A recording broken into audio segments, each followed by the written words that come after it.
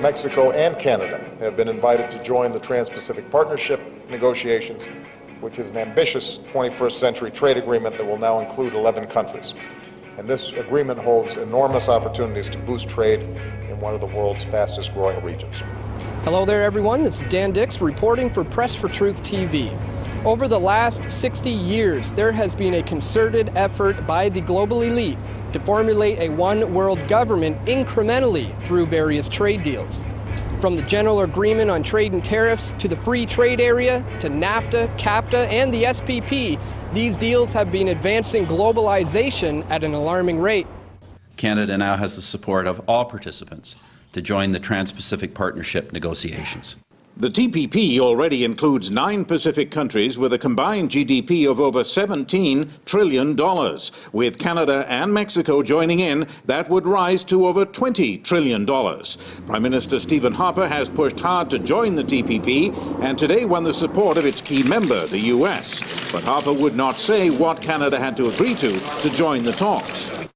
In addition, some of the terms of the TPP deal are already agreed by the other parties, and Harper cannot change them.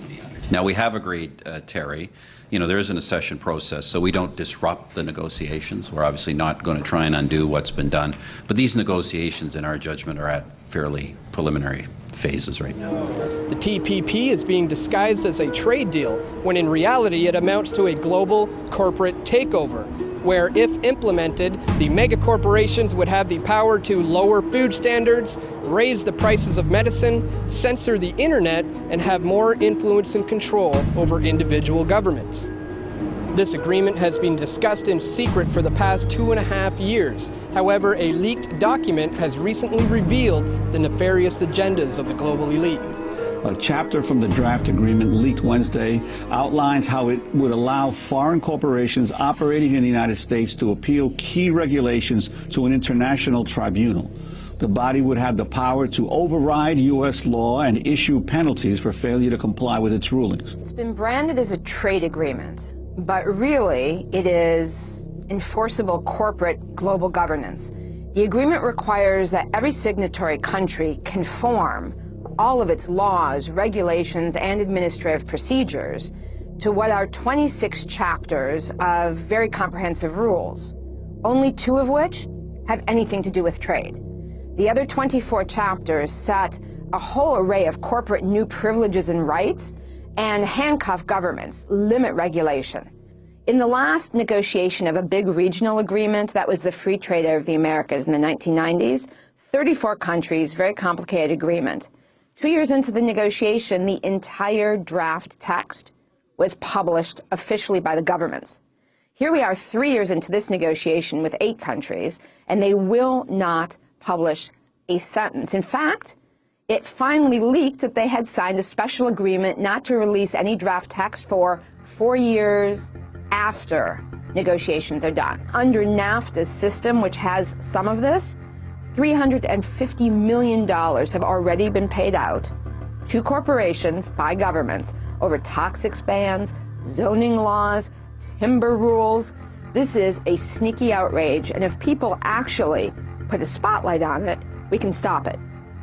These are the provisions that allow a corporation to sue a national government if it feels it is not getting the treatment it would be entitled to under NAFTA. The first case against Canada under the investor state provisions was a suit brought by Ethel Corporation from the US that was wanting to market in Canada a gasoline additive called MMT, which is a suspected neurotoxin. It was stated by our government that we're going to ban additives to fuel that involve methyl manganese because it's harmful to individuals neurologically and otherwise. It's been linked to attention deficit disorder and other problems. But when we passed those laws, the Ethel Group sued our country. Said, how dare you pass laws that restrict our trade, and even we're doing it for the benefit of our own country.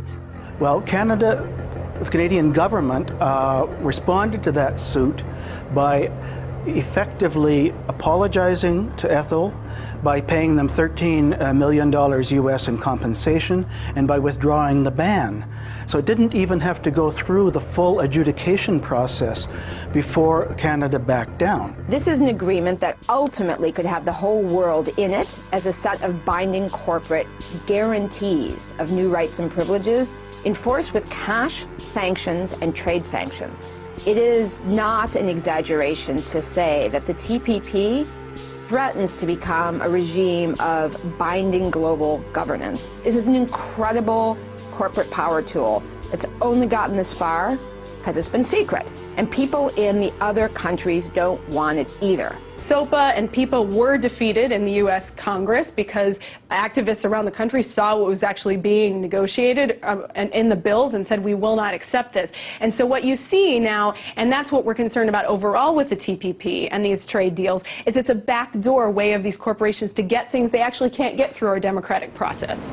The anti-counterfeiting trade agreement was recently voted down in the European Parliament, so let's keep that momentum going and continue to expose the TPP for what it really is, a global corporate takeover.